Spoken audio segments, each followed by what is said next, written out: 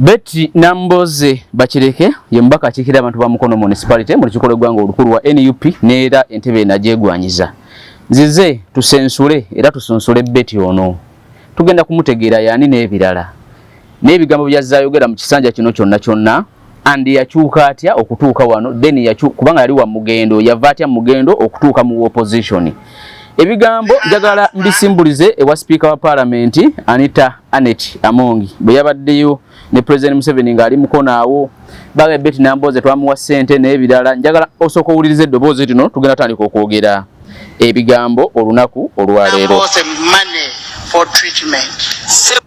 Namboze money for treatment. Sebo owekitiibwa President njagala okwebaza tikulwa omutima gw'omulungi wakkiriza speaker n'awa Honorable Betty Namboze Bakireke sente ez'amutwalo okumujjanjaba. When Honorable Namboze said she was sick, you allowed me to give her almost 1 billion shillings. Omubaka oyo bwe yakugamba nti mulwadde wanzikiriza ne muwe sente eziweereza ddala akawumbi asobole okufuna obujjanjabi. You sent her for treatment to New York where she went with her husband and her house girl. Wamuweereza mu New York gye yagenda n'omwami we era n'omuyambi omulala omu. Nobody can ever have that heart.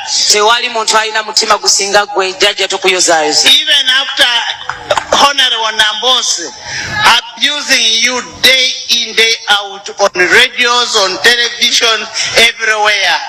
Era newankubadde ng'omukyalo oyo akuvuma enkya n'eggulo ng'akozesa emitimbagano radio station ne televisions bwe wayolesa omutima ogw'ekitalo tukuyozaayoza weebale nnyo. We want to thank you as women for treating her. Tukwebaza ng'abakyala olw'okuwa omukyalo oyo obuyambi. And God will bless you for that. Era tusaba Mukama akuwa omukisa ogusinga. And they should not pretend that they do not get from NRM. Ate balekerawo okubuzaabuza eggwanga be basinza okufuna mu NRM. That is direct eating from NRM. Ekyo kye bakoze bafunira ddala era bandibadde beebaza gavumenti yo naawo. We want to request the people of Mukono.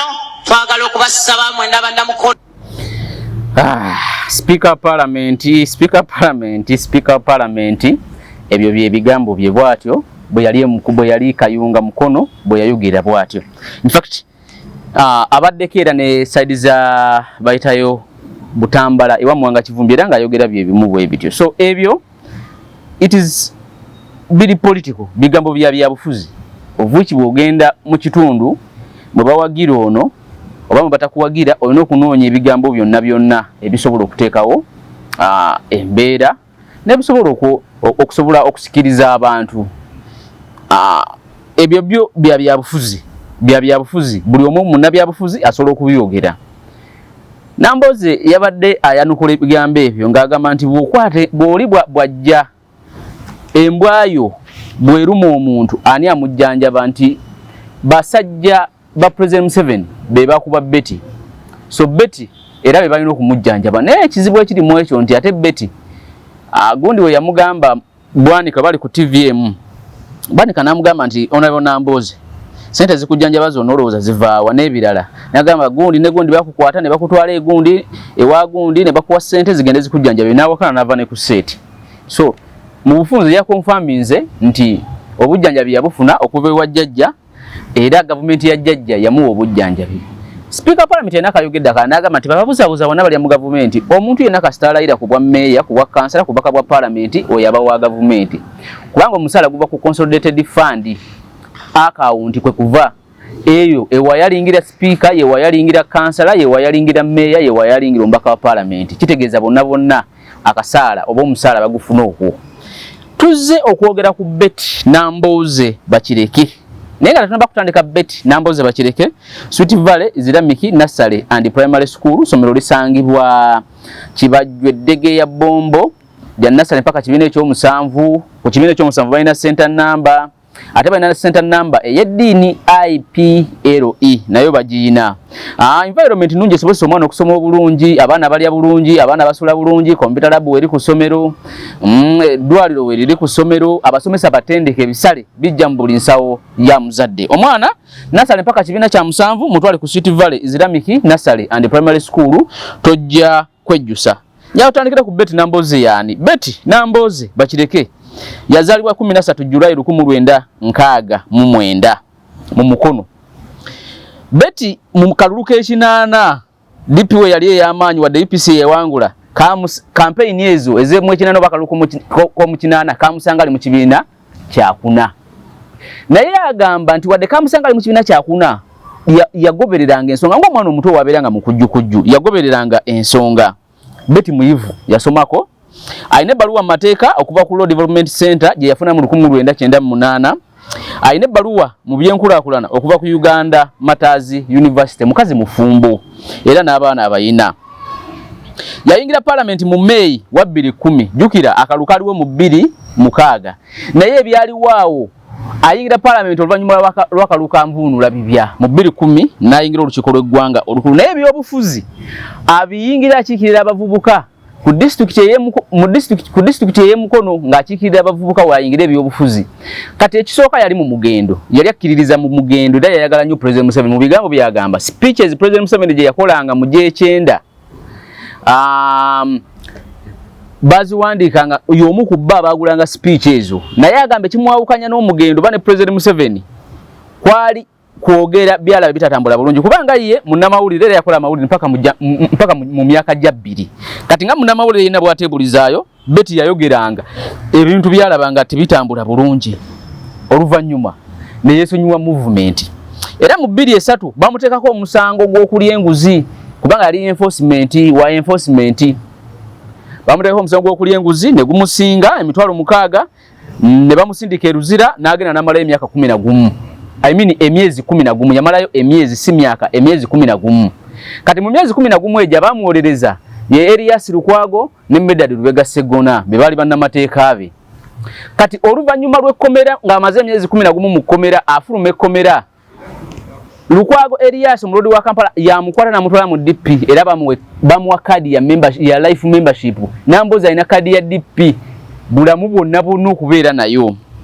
So Betty mu G9 wali tukwata ku Museveni era yali amwagala nnyo naye agamba ekimwawukanya ne President Yoweri Museveni n'omugendo guno wamu kwe kwogera bitatambula bulungi kuba yaliko munnamawulire yawandiikako amawulire nga munnamawulire alina byalaba nti tebitambula bulungi n'abeera ng'abyogerako okukakana abaviirida agenze mu DP n'ebirala ebyo twabinyumya mu mboozi gye tuyita diganga obuseveni sojinoonya nenkunyumiza Betty nenkunyumiza Elias nenkunyumiza Semuju nenkunyumiza Muwanga Kivumbi nenkunyumiza Kasibante nenkunyumiza Mpuuga ani omulala awo w'omusanvu so nakunyumiza abantu 7 kati abo abantu 7 be bali mu diganga obuseveni naye bakwatagana Betty ye abeegattako oluvannyuma lw'ekkomera 2 mu bamusiba mu 2003 n'amalayo emyezi 11 bw'ava mu kkomera n'agenda mu DP then n'abeegattako era mu butongole ye mukyala yekka ali mu kabinja ako.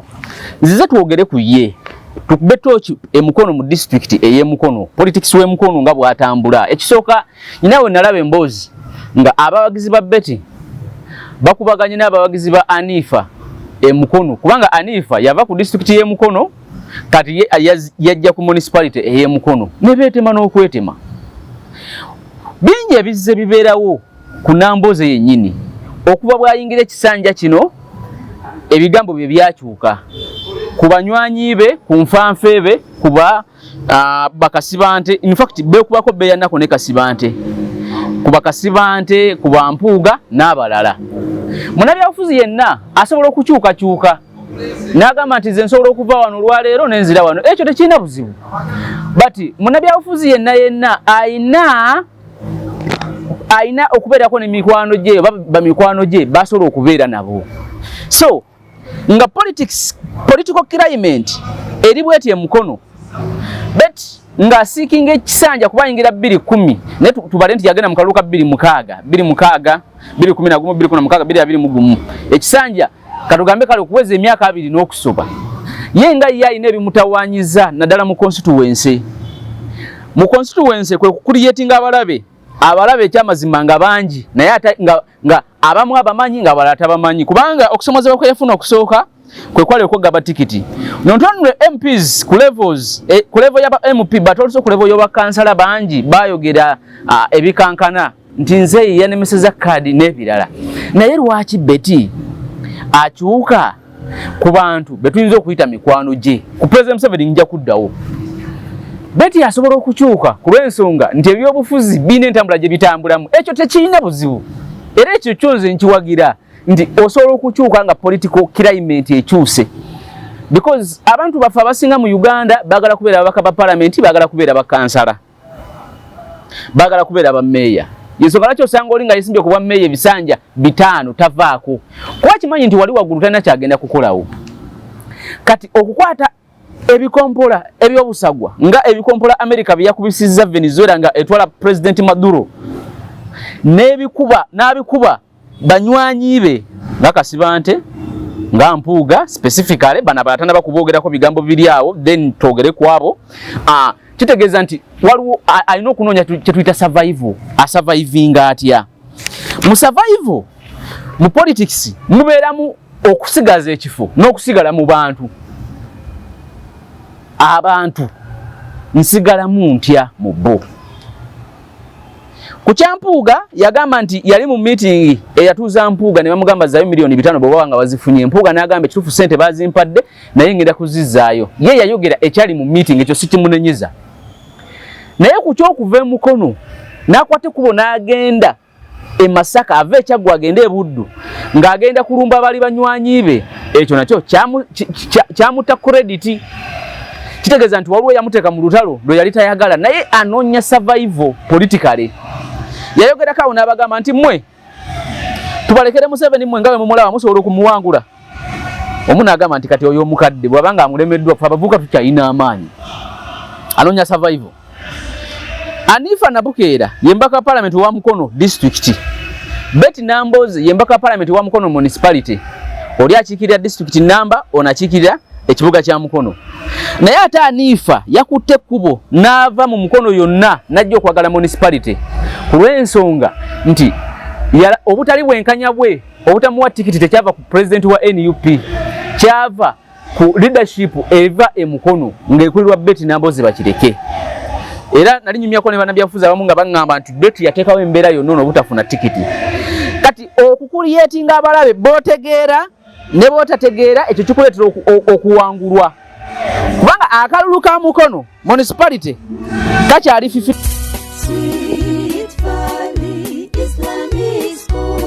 Omuzadde tukwaniriza ku Sweet Valley Islamic Primary School erisangibwa Eddegeya Bombo Kibajje nga wakava Bombo mu town. Sweet Valley Islamic Primary School somero liva ku nursery okutuuka ku P7. Tulina staff 2 eya secular n'ey'eddiini era omwana agenda okuva ewaffe ng'asobola okusaaza. Tulina dde ne boarding abaana basuzibwa bulungi. Tulina eddwaliro ly'essomero erya Sweet Valley Medical Center, computer lab ey'omulembe tuyigiriza abaana ebyobulimi n'obulunzi tutumbula talanta z'abaana n'ebyemizannyo tubisaako essira dining hall ey'omulembe abaana mwe baliira emmere environment yaffe esobozesa omwana okusoma obulungi tulina center namba ya UNEB n'ey'eddiini IPLE ebisale byaffe bisoboka okuwandiisa abayizi abapya kugenda mu maaso ku kampasi yaffe Eddegeya Bombo Kibajje ebisingawo tukubire ku note 7 note 8 8 oba ku note 786 note 165 93.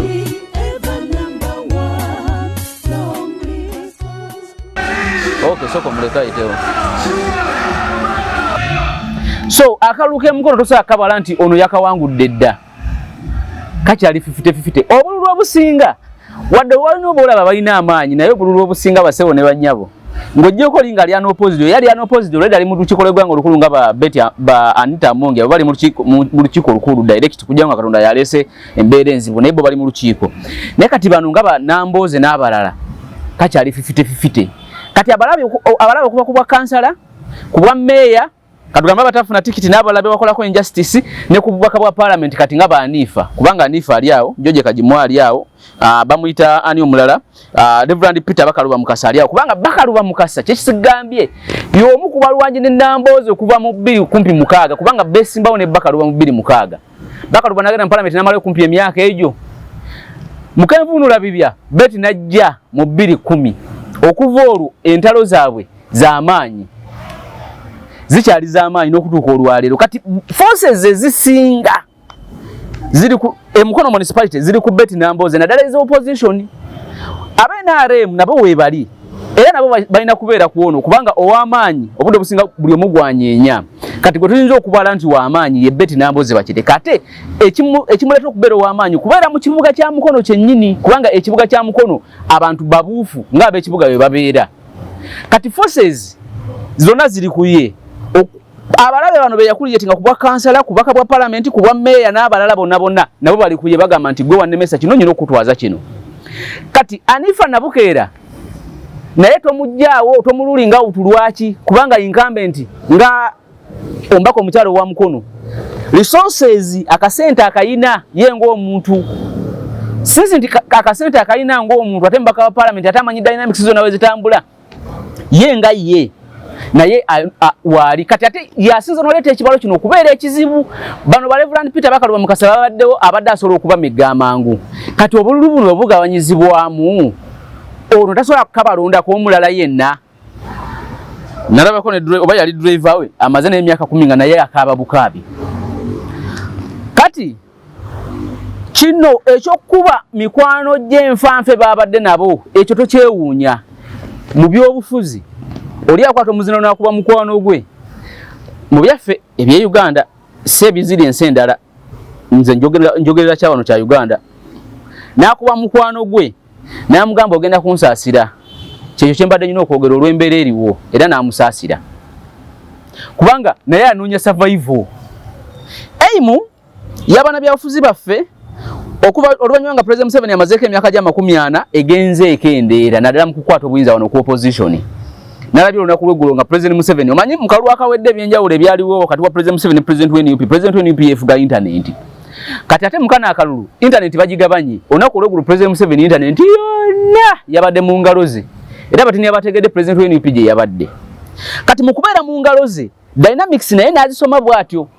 Then ba politicians baffe wano mu Uganda naddala ku opposition essuubi ery'okutwala obuyinza libaweddemu kubanga babaddewo bannambooze babaddewo Bachanjo baaliwo babaddewo andi balaba we bitambula. Kyova olaba oli bamulangira kubaka wa parliament n'adduka n'avaawo ne ku polling state ne ku tale center kubanga ye bamaze okumulangirira ne certificate bagisayinizeeko bagimukwasizza alinda kulayira oba badda mu kooti badde mu kooti. Kati omusajja ono ow'emyaka 40 jajja nga ali mu buyinza bano ababaddewo bo bakimanyi nti ekisolo omutwala si kalulu andi tuze tukibagamba ebisolo omutwala bidala kuteesa naye ne boogerezeganya naga nti jajja ofuze kituufu naye tukoze tutyo ove mu buyinza because Uganda is not safer ng'ono akyaliwo emyaka 4 afuga bulungi era afuze naye ekisolo ogireetera obuzibu ye peaceful transfer of power. Kati bano bo bakimanyi nti byabaka mono ya mulonda bano ba returning office ono ya balonda district ena DPC ena RPC ena diso ena piso ena RDC ena etc bonna ono ya balonda era afuna brief every morning okuva ku bo Mukono yimiridde etya mpije eri etya gundi eri etya.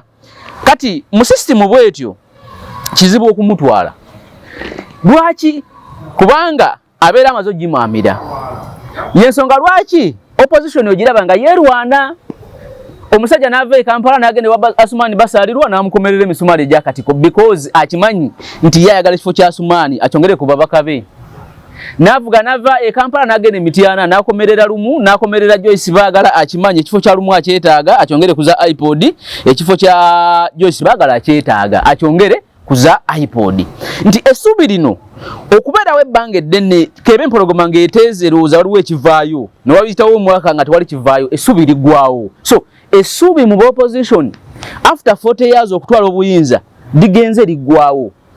Kati essuubi lye baasigaza lya bwa kansala meya baka bwa parliament ensonga lwaki osanga opposition n'agenda ekire wali mbaka wa parliament asinze okuteesa mu kisanja kino emyaka 5 n'amukomerera emisumali egyakatiko era n'agamba ono tusana okumugjayo tamugjayo because ayagala omugjayo naye akimanyi nti ono w'amaanyi naye akafo kano naye akeetaaga.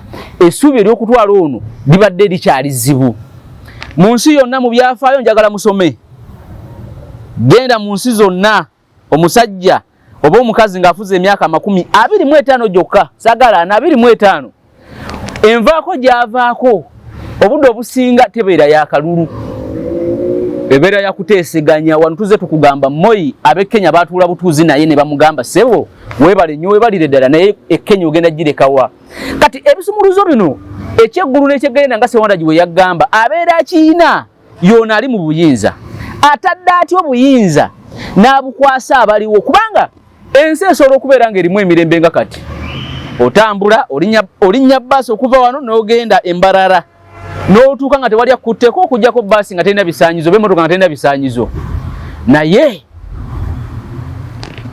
enkya ne luli kinaabeerawo. That is what we call peace. Peace doesn't mean today tulina peace. Peace means today, tomorrow and the other day. Then the other day after transition kubanga okugezesebwa tukulabira ku transition okukyusa obuyinza bujje mu mikono gyono bugende mu mikono gyoli wetulabira kye tuyita demokrasia. Demokrasia si kulonda kalulu buvanyuma lwa myaka 5 ngayo tugenda mu olwaleero. Demokrasia si kubeera na kooti etaputa semateeka kooti ensukulumu n'abalamuzi n'ebirala. Demokrasia si kubeera na prison nti oba kukwata obuzizo omusango bakutwale ku prison oba police. Demokrasia ebeera spirit eyo yakulira akakiko k'ebyokulonda okukola ekyo kyalina okukola. That is democracy. Democracy ebeera spirit eya munnamateeka eya omulamuzi okusala omusango okusinziira ku bujulizi obuleeteddwa si okusinziira ku simu ekubiddwa. Democracy ebeera spirit ey'okwogerezeganya wakati w'ono n'oli abatakolagana. Democracy ebeera spirit ey'okuwa obuweereza nga bw'olina okubuwa. Democracy si kulonda luvannyuma lwa myaka 5 oba myaka 4 oba myaka 7. Democracy si kubeera na kooti etaputa semateeka oba kooti ejulirwamu oba kooti ensukulumu. Democracy si kubeera na mulamuzi mu kooti, si kubeera na kulira akakiiko k'ebyokulonda. Democracy akulira akakiiko k'ebyokulonda spirit kijagenda okulangiririra mu akalulu n'okutwala bino n'akakiiko k'ebyokulonda okutwala process eno. That is what we call democracy. So bwagamba define democracy, democracy si institution zetuyina. Institution wetulabira nti mulimu democracy ensaavinga gye zisaavingamu abantu baazo. Njakuwa ekyokulabirako mu 2020 Trump bw'asindika abawagizi be balumbe Capitol Building. Capitol Building kye kizimbe okuli Parliament 2, House of Representatives ne Senate ebeeramu baseneta. Trump nga incumbent obudde obwo bw'asindika abawagizi ba Republican okulumba Capitol Building abamba bagita Capitol Hills okuteekawo embeera olw'okuba bamubbi akalulu. Amagye n'aba security aba America bakuba abawagizi ba Trump. Kati abo bagenda mu kusomoozebwa okwa demokrasi ate ne bakuyitamu. Njakuwa ekyokulabirako nti abawagizi ba President Museveni nga bambadde yero ne balumba olukiiko lw'eggwanga olukulu. Police ne bakuba emiggo n'aba security ne babagamba muve waneeno mugende. So that is what we call democracy. And democracy mu nsi yonna tabeera democracy nga tanaba kugezesebwa. Ayina kubeera tested na proving bwanakasibwa nti no democracy. Njakuwa ekyokulabirako ekirala kyali Kenya. Akaluwa akawedde ka 2022 William Samoei Arap Ruto ngatunka n'omugenzi Raila Odinga. Odinga nga kalukagena maaso bakamishona basatu ku kakiiko k'ebyokulonda bayawukana ne bakamishona abalala 4 mu Kenya ne bava ku Awali Tale Center ne bagenda ku hoteli ye Kenya etibwa Serena ne bayita bannamawulire ne babagamba nti ffe binono byagenda okulangirira tetubikiririzamu nga abakolera akakiiko k'ebyokulonda.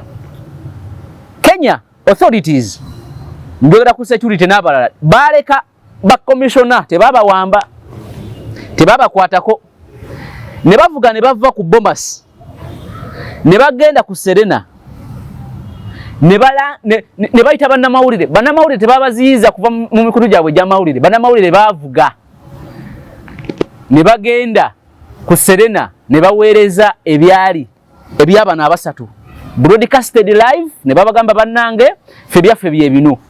Kati abo batestinga democracy ate ne bamuyitamu.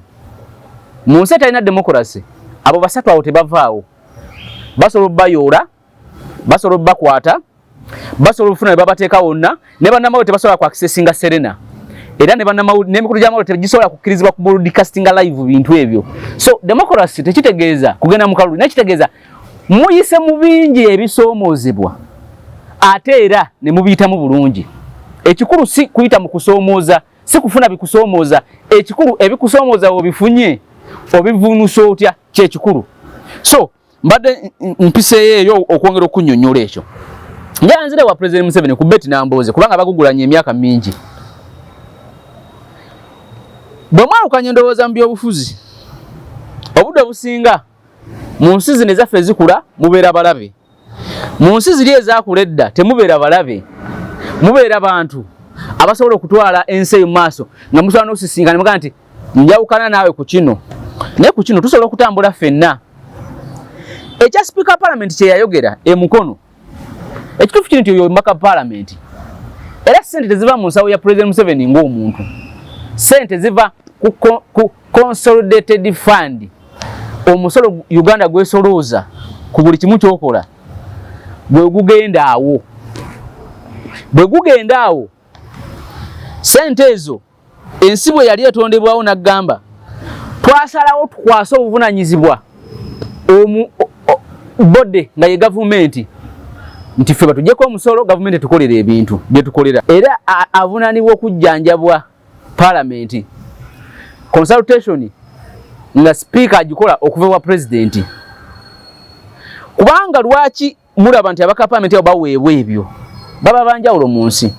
Yensonga lwaki olaba minisita ng'alina obugombe si byakwejalabya nti singa ensi batemula minisita invest ekyo kimulemeresa okujja mu nsi nti olaba batemula minisita kati olunze investor kinaabeera kitya. So ebigambo ebyali Mukono ewa Betty nga byogerwa President Museveni n'abalala Speaker Parliament byali bya bufuzi.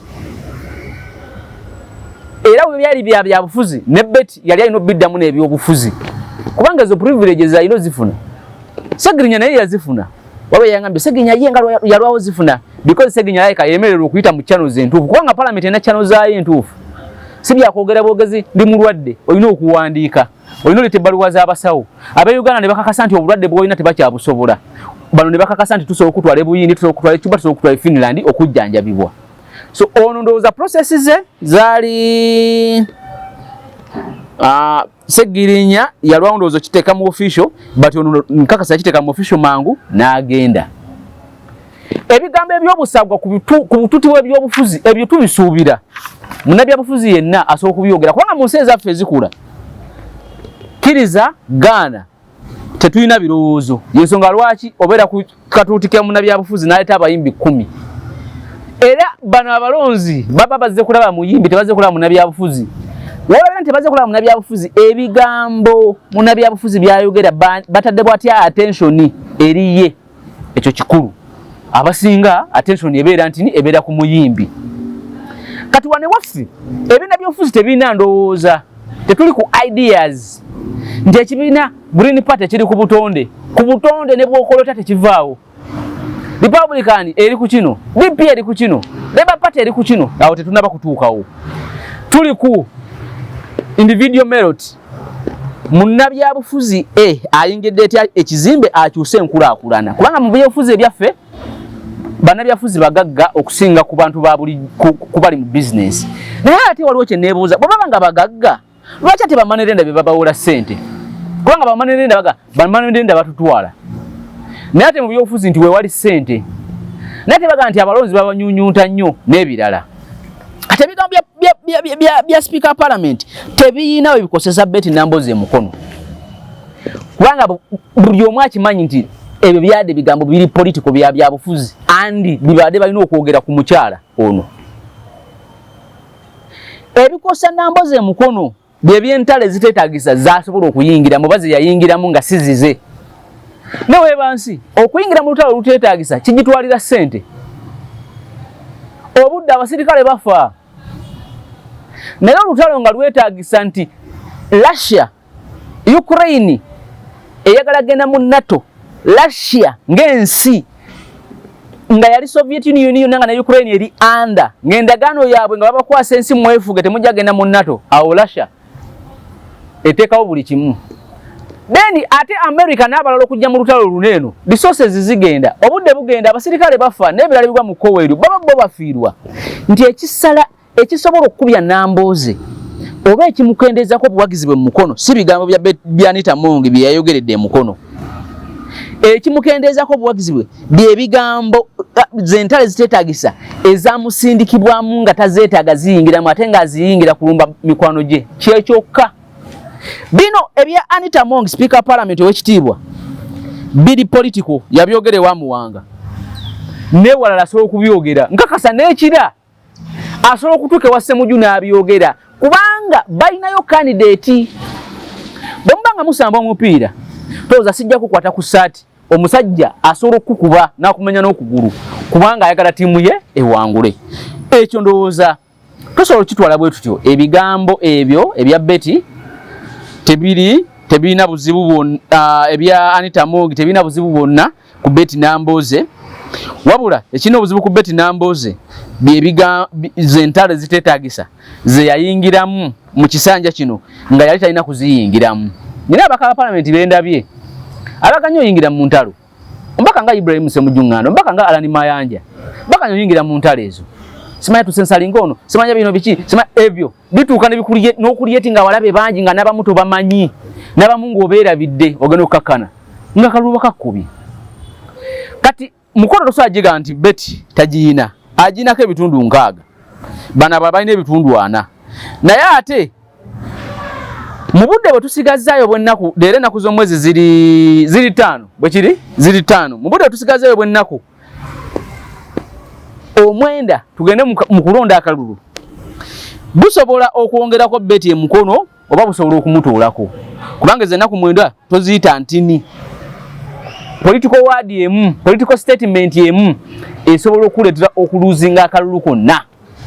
So mukono kikyali 60 ku Betty 40 ku bana abasigadde batukufate ku basigadde nga Anifa Nabukeera ayinako 35 but Anifa asobola gaininga andi era asobola okwetolako ne Betty nga wasobola okwongera okugaininga n'okusobola okwetolako. So ebigambo bino ebyabaddewo ku lale ya President Museveni tebiri nawe bimukoseza ng'omuntu. Ebigambo ebyabaddewo ku lale ya President Museveni buli omu akimanyi nti biri political ebimukosa era ebyamukosedde mukono ebimuleetedde n'okubeera ku 60 bigambo ntalo eziteetagisa ze yayingiramu ate nga aziyingiramu nga bamusindise busindisi kubanga teyalina nsonga lwaki alumba Kasibante because Kasibante kyafiirwa si kinene taliyo mu Parliament wadde ku bwammeeya wadde abwagala kitegeeza nti asobodde okusurvivinga 5 years nga tali mu lukiiko andi akola bulungi alunda alima n'ebirala. Yali teyeetaaga kulumba ntalo za milioni 5 kubanga ekyo tukimanyi Parliament sente ziyisaawo etya. Ekyo wadde yakiraba ne watali kyogeddeko nze nagendako mu ofisi ya Ssemujju Shadow Minister of Finance ne tukola ku nsonga ya budget ne mugamba mpe interview ku nsonga ya milioni 5 yaŋŋamba ezo ensonga sigenda kuzoogerako kubanga ekisooka mpuuga mukwano gwange. Ekyokubiri zinnyonnyoddwa buli omu azitegeera atategeera bireke tekina kye kikujjako kugamba nti sina comment kweyo ensonga kubanga ka comment oyinza okukalabanga akati ate ne kazimbulukusa ebintu bingi ogenda okukakkana nga n'akalulu andi ezo entale ziteetaagisa. Bw'otunuulira mukono kibuga yemu ekola Kampala Metropolitan kati Kampala Metropolitan kitegeeza nti abantu baayo entegeera yaabwe mu byobufuzi sigamba ya ideas njagala entegeera yaabwe ya kikutte obudde businga bwe babira ku opposition Kampala Mukono Mpigi Wakiso kati twongeddeko ndowooza ne Mityana Masaka gyongereko teri mu Kampala Metropolitan but Masaka gyongereko ne walala entegeera yaabwe sogera ku ndowooza njogera ku bo babeera nnyo ku opposition era mu ebyo ebitundu byenkumenyedde owa NRM boba atalina tikiti ya NUP ajja kulwana okujjayo akalulu wajja kubeerawo okulya n'okukombesebwa naye sigamba nti it is automatic owa NUP ajja genda mu lukiiko lw'eggwanga olukulu bakulimba waliwo abaziina nga bagenda kugwa nazo era tujja kudda nabo tubagambe nga waliwo factors ezitabasobozesa kusobola kuwangula so baba balina enkizo amapensa ge banyiga mu banabi mu balonzi okwogera nabo n'ebigambo ebirala bigwa mu koweryo kye kikulu ennyo okusobola okuwangula akalulu. Sigamba nti ono gyali direct, ono yagenze da direct nedda. Akemukono konako kakyali kazibu kubanga abalabe ono Betty Nambooze nga incumbent bakuliyetinze bangi ate nga n'abamu takyabajjukira abasobola omulemesa okuwangula akalulu kano. Ekyokubiri, kino kye kisanja kye kisembayo, kino tukikkirize tukigaane wadobera ne boziro bulungi ova mu ddiro lenzo kiba kiti ekisembayo. President Museveni nga afuze emyaka 4 anti kati ye President Museveni system yagiina kati Nambooze system y'emikono yonna tagiina, akakyoka ebyokulonda takayina, kasolangirira omulala, badiso tabayina, badipisi tabayina, bambega bonna tabayina. Kati ate President Museveni ye abayina. Yesonga lwaki ne bbiya wamulaba yawangula akalulu Cameroon because system eri mu ngalo ze eri wano bweti essimu emu ekyusa buli kimu ekiyinza okubeera nga kisobola otataaganya. So kati kino kye kisanja ekisembayo twogere ku legacy oba omukululo Betty Nambooze gwasobola okuleka Mukono municipality. Legacy oba omukululo, legacy mu byobufuzi kikulu kubanga legacy ekuyambako omwana oba omuzukulu okujja mu position bye wakolera ekitundu ekyo. Bisobola omwana wasobola okukwata omuziro n'agamba nze ndi mwala Betty Nambooze era Mukono wano Betty yakola bulungi. Legacy oba omukululo akuliyetinze balabe oba akuliyetinze mikwano oba ataddewo development. Development ezimu sijja zimunenyeza kubanga yengo baka parliament asobola okuteesa but abatekesa mu nkola si yeye, abatekesa mu nkola be bano ye government. Nti omulimu gogwe gwa kuteekawo bino noga nti bannaye tetulina kino tetulina kino kati government yo negamba nsobola bakolera ku kino nsobola bakolera ku kino nsobola bakolera ku kino. Though waliwo abamu abatuuseeyo ne balemererwa okwogera ekigambo kyonna era ne bavaayo nga amatama ntengo tebalina nekimu kye bayogedde ng'amaze ebisanja bibiri naye nga bw'omunoonya ku answered ekyamazima tosobola kumulaba, ng'amaze ekisanja kimu naye nga bw'omunoonya ku answered ekyamazima tosobola kumulaba. Kati okusomozebwa kwaffe mu legacy ye ekiyingiramu because legacy za opposition ekisinga oyingiramu kye kino nti opposition takolagana na gavumenti. Nti Betty Nambooze bw'omusange Wakatumba Wamala ng'agenza okulobinga oluguudo abeera yalidde, ekyo nakyo kikyamu. Era nze tekyampisa bulungi abantu okuyisa eggaali mu Oweekitiibwa Joyce Naboosa Ssebuggwawo. Naboosa Ssebuggwawo ng'ayingidde mu gavumenti bamuwadde obwa minisita, amyuka minisita wa ICT. Kubanga mu nsi ezaakula owa Labour Party asobola okugenda mu gavumenti ya Republican mu Bungereza. Owa Labour Party ekimujja mu gavumenti ya Republican ndowooza singa Republican etuuka oba Conservative Party kale singa Conservative Party etuuka neseeseetuka ku ndowooza ya Labour Party kubanga owa Labour Party abeerayo naye ye ng'alina endowooza wataseeseetuka nga tosobola mu compromise nga tosobola mujjawo ng'abeerawo awo. Nti Boris Johnson bw'afuuka ssaaba minisita wa Bungereza Sir Keir Starmer kale kati Sir Keir Starmer yaliko Sir Keir Starmer nga ssaaba minisita wa Bungereza nga wa Labour Party nga yimini nga wa Labour Party muna conservative yenna asobola okuyingira mu gavumenti ye naye ekimujja mu gavumenti ya Sir Keir Starmer kuseeseetuka ku ndowooza nti nga alina byagendamu naye nga biseeseetuka ku ndowooza y'ekibiina kye kubanga bo bagendera ku ideas. Liberal Democratic Party owa Scottish National Party Scotland asobola okuyingira mu gavumenti ya Sir Keir Starmer mu Labour Party naye asobola okugivaamu olwa gavumenti ya Sir Keir Starmer okuseese okugenda mu bintu byegenzemu naye nga bitatta n'endowooza ya Scottish National Party asobola okufuluma mu Republican Party kyekimu mu America owa Republican asobola okugenda mu gavumenti ya DP n'owa DP asobola okugenda mu gavumenti ya Republican nga minister oba nga babayita ba secretary nga secretary singa Republican oba Democratic Party teseesetuka ku ndowooza yabano webikontana wasobola okufulumira. Yensonga lwaki nti n'abaabwe bennyini basobola okulekulira singa endowooza eyawukana bw'oba badde ogoberera ennyo katugambe nga Bungereza kubanga yatufuga wano.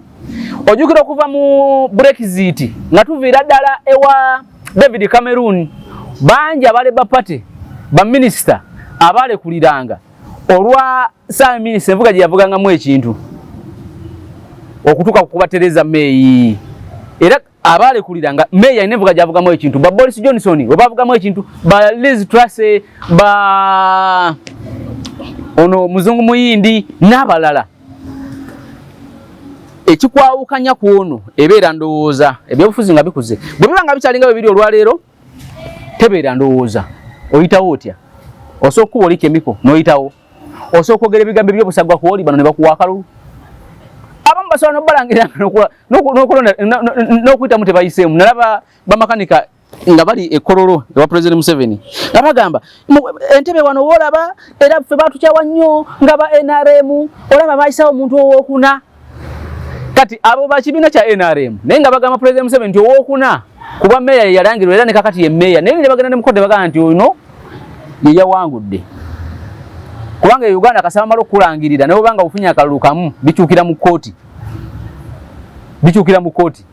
mu kkooti n'agamba ekifunibwayo tebeera justice court is all about storytelling asinza okunyumya emboozi obulungi yawangula omusango bangi abali mu makomera nga kkooti z'abasingisa emisango naye nga ekyamazima teyatta teyabba teyakumpanya teyakwata muntu teyakwata mwana nga emisango bagimuteekako naye bannamateeka be ne balemererwa okunyumya obulungi emboozi embatiza akakiiko akalamuzi era omusango ne gumusinga kooti tebajjaayo bwenkanya kooti asinza okunyumya emboozi obulungi yawangula omusango andi nekibeera bwe kityo naye nga bano bamakanika bagamba President Museveni nti sebo owookuna wano mu ntebe liffe gye tuva bwe balangirira kubwa meeya era bamala omulangirira mukama waffe embeera nebeera bweti ekyo nekirabika nga ekintu kiringa ekyokusaagirira naye nga kyekiriwo because abamulangirira system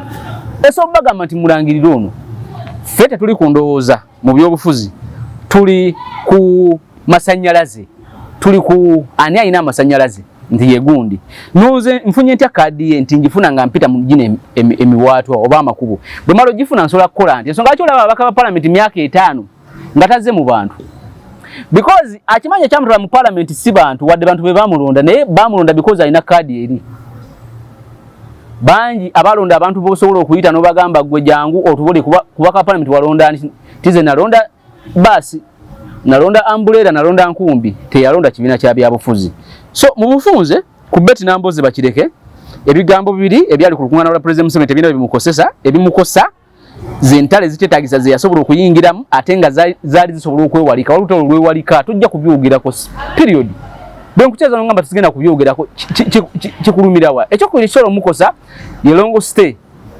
ebisanja bino bisatu nga abaddewo then service development kijaleetedde abantu ekyo nakyo kisobola okumukosa so ku nsonga tujja kudda ne Muwanga Kivumbi naye nkugambye mu bitundu naddala wano mu Kampala around Kampala Wakiso Mukono Mpigi tugende eri Masaka tugende Mityana Mubende Gireke ne Kasana ndowooza nayo kale tugendeyo obudde obusinga abalina tikiti za NUP bali ku chance ya bitundu nga 5 ku buli 10 okuwangula kakati bo enkwata gye bakuttemu kubanga akalulu osobola okubeera ng'okalina nene kakulemu okukuuma akalulu osobola okubeera ng'okalina nene okola ensobi mu nnaku ezisembayo gulinga mupiira gusobola okubeera nga guli emu n'okola ensobi mu boxing nga buli eddakiika 2 omwana nakuba penalty negenda mu katimba